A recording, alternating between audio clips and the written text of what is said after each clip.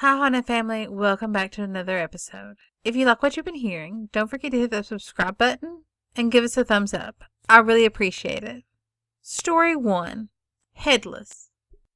Are ghosts always dead? To this day, I don't know if the visitation I'm about to relate to you was really a ghost. My husband and I was living in a 20-something-year-old house. Our son had just been born while we was living there. Like most babies, he was up in the middle of the night for a while. This occurrence happened after he had learned to sleep through the night, meaning not waking up at 5 a.m. or so. Up to this time, we had experienced nothing out of the ordinary in this home. I had been asleep for a while and was startled awake, but I didn't know what had woke me up. But I felt like it must have been a sudden sound. Thinking it might have been my son, I looked at the clock. It was just past 1 a.m. I couldn't hear anything, but I got up to check on him anyway. In his room, down the hall, he was sound asleep. I was still feeling strangely uneasy, so I walked through the house and I checked all the doors and windows, making sure they were all locked. The house was secure and everything seemed quiet. I went back to bed. My husband did not wake up. He was accustomed to my midnight absences from the bed. I had gotten back into the bed when I started hearing a faint noise, which gradually grew louder. I would describe it as a splashing, gurgling sound, and at first I thought it was coming from outside, but as it grew louder, it seemed to emanate from inside our bedroom. I turned onto my back, and since our neighbor's yard light shone in our window, it was easy to see the figure standing at the foot of our bed, from whence the sound seemed to emanate. The adrenaline kicked in, and I noticed things in quick succession. First, that it seemed the man was wearing a cape, but nothing else. He was not looking at me, but seemed oblivious to me, looking at the mirror on the adjacent wall. Then, with a shock, I realized the gurgling sound was coming from his neck. He had no head. I couldn't even scream, although I wanted to. All I could do was smack my husband in the arm, trying to wake him up. After a couple seconds, I was able to get out a weak sort of yelp, just as the figure went poof and was gone. My husband thought I had just had a bad dream and promptly went back to sleep, but I got no more sleep that night, and the rest of the night was uneventful. But I vowed that come the morning, we would either move out or would find someone to exorcise the house, or whatever you did in cases like this. I was pretty frightened, and I was sure that I'd seen a ghost, and maybe I did. But something that happened later that day makes me wonder. We got a call about a friend, a very close friend, who had been out late that night. He lost control of his car going around a very sharp curve, and he hit a telephone pole. He went through the windshield and did extensive damage to his face and head. He was rushed to the hospital, and during the time I saw my apparition, he was in surgery fighting for his life. It was very close, but he was managed to pull through. Could our friend have visited us that night? Could the cape I saw been his hospital gown? Could his looking at the mirror and his being headless have anything to do with the massive head and face injuries he sustained? Our friend went on to make a full recovery, and eventually I told him about my experience. He thought it was interesting, but he has no memories of that night, just waking up sometime after surgery. The house felt normal after that time, and I never saw the figure again. To this day I wonder if I saw a ghost, or was the recipient of some out-of-body crisis apparition of my friend in his moment of need. It was very strange indeed. Story 2. Little Tanya. Tanya lives in the Holiday Inn on Grand Island. Tanya is about 5 years old, with long hair and wild locks, in a red velvet dress with a high-button black shoes. She rarely shows herself, though. She's very shy. She's also very sensitive. If you yell at her, out of fear or anger at her pranks, she'll disappear for days, afraid that she's in trouble again. No one really knows how Tanya died, but most people believe that she must have died in the house fire, as the hotel sits on the location of a house that had burned down. But no one can find any evidence that a little girl died in a house fire there. Others say she must have drowned in the family well on the property, which is also possible, but it was rather strange that she'd be out playing in such a pretty dress. The last explanation is the one that my elderly next-door neighbors believe. They believe that she must have fallen into the Niagara River, which the hotel is situated on her birthday, and the heavy velvet dress soaked up all the water and prevented her from swimming to the shore. At any rate, Tanya is a sweet little thing whose pranks are harmless. Sometimes she'll mess up newly made beds in vacant rooms. And once or twice she has partially displaced a headboard. Little kids like to jump on beds after all. She's never harmful or mean or intends to upset anyone. Sometimes she drops things or pushes things over. And there have been times I've been sitting in the back office and I've heard her little feet shuffle in front of me on the carpet like she's dragging them purposefully to make a sound. When I first started working at the inn, I was a maid, and Tanya surprised me on my very first day with 2 pranks that occurred in her favorite room. First, she moved the radio station dial that I had it on. I watched the orange marker go back and forth from the station 89 to 107 and back. This scared the heck out of me. Later, after being reassured by an exasperated older maid that she was not doing anything to hurt me and to just leave her be, I went back into the room and began cleaning the bathroom, to which Tanya promptly dropped the ice bucket lid on the floor. She did this 3 times from where it lay on the counter. I took the older maid's advice and asked Tanya very nicely, "Tanya, will you please stop that?" And she did. Another time, I walked through the fire doors in the hall. They are very heavy doors that stay open, held by large dinner plate-sized magnets. I had to get the linen boys to open them back up because they were too heavy and too far up for me to reach.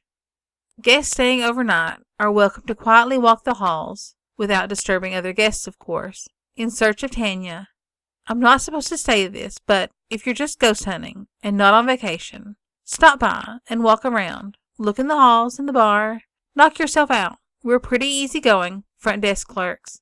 I can't guarantee you'll see anything. Tanya is spontaneous.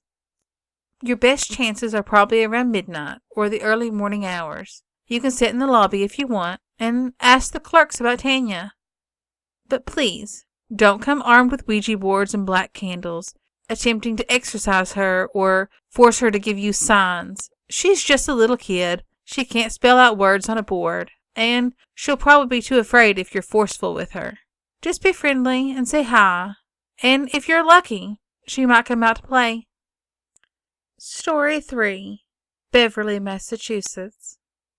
I lived in what I believed was a haunted apartment for about a year. When I first moved in, everything seemed normal, until I began doing small renovations. My husband began to pull up the carpet, and we noticed odd gouges in the floorboard in what would be our bedroom. At the time, we thought that maybe some previous tenants had damaged the floor while moving furniture, so we proceeded to paint the floor and lay down a nice area rug. After 2 months or so, my husband walked into the bedroom after taking a shower. I was on the bed reading, when suddenly he slipped on the area rug, right where they covered the gouges. After assuring me that he was okay and passing it off as having wet feet, we turned in for the night.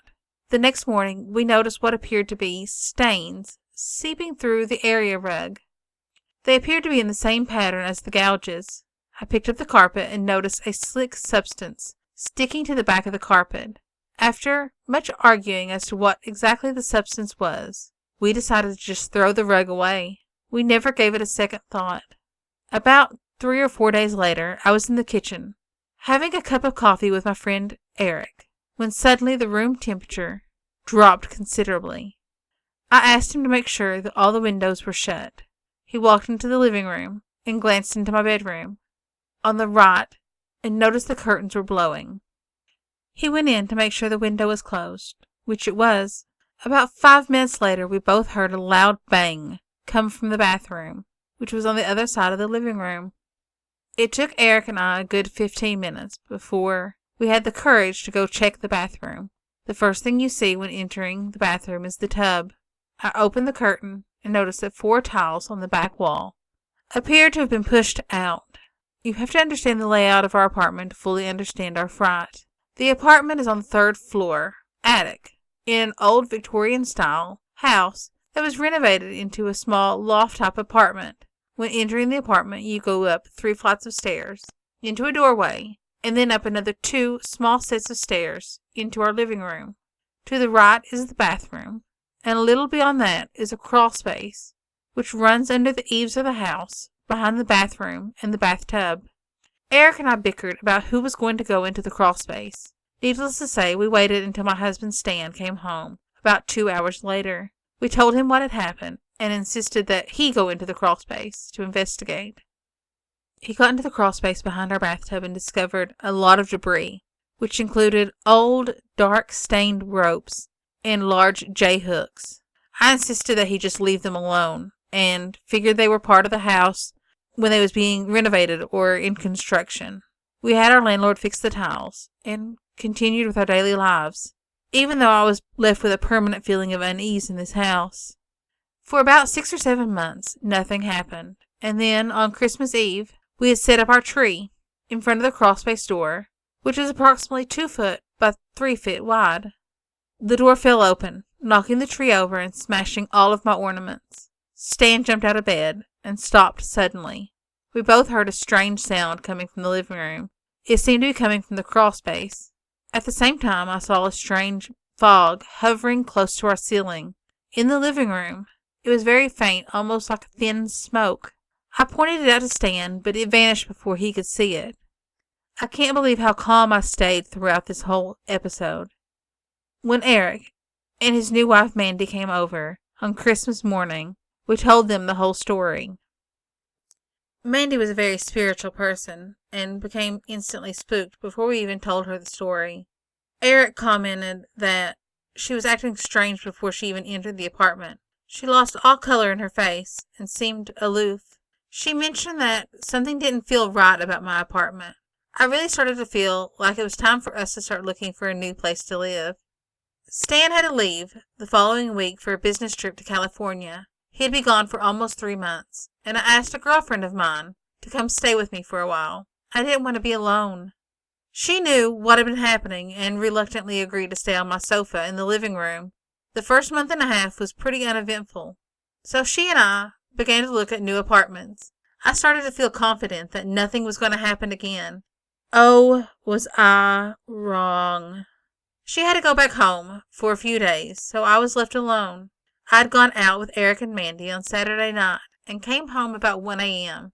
I climbed into bed with a book, and I must have fallen asleep while reading. I woke up on my stomach, and I could sense that someone was walking around my bed. I laid still and waited for the feeling to pass. I heard the floorboards creak, and I felt a cool breeze pass over me. I finally turned over and looked into the living room, and I saw a mist moving towards the crawlspace door. The absolute fear I felt paralyzed me. I could do nothing but stare and hope that nothing bad would happen. And then the strange noises started again. I could only describe the noise as a clanging sound, like knives being sharpened. I lost all of my composure. I ran out of my apartment wearing only my nightshirt. I grabbed my keys on the way out the door. I drove to Eric's house and I spent the night. I called Stan in L.A. and I explained what had happened. And I told him that I would not go back into that house until he came home. I paid the rent, but there was no way I was going in there alone. Stan came home on April 7th, and I told him that Eric and I would pick him up at the airport, and then we'd go into the apartment, and we'd get our belongings. I will never forget what we saw when we went back in there. It made me a true paranormal believer. I still don't know what happened, or what was haunting that apartment, but I believe it was truly evil. We walked into the apartment to discover the rug was torn up, almost gouged into the living room floor. All of the tiles in the bathtub enclosure were punched out into the tub. The bedroom was truly horrifying to us. It appeared that something had mauled the linens. The armoire mirror was smashed to bits, as were all of my lamps. We grabbed what we could salvage and started to leave when we noticed that the rope and the J-hook that had been in the crawl space behind the tub were now sitting on the kitchen table. I don't know if a person came in and did this damage, but nothing would describe the J-hook and the rope. My landlord insists that no one had access to our apartment since we had moved in, and that no one was in there while I was staying with Eric. We left that day and we've never looked back. I have done some research on the house, and I've came up with nothing significant that would explain the occurrences we had while living there. The house has since been renovated and turned into a retail store, but we've not told the new owners the story of what happened to us, and I doubt we ever will.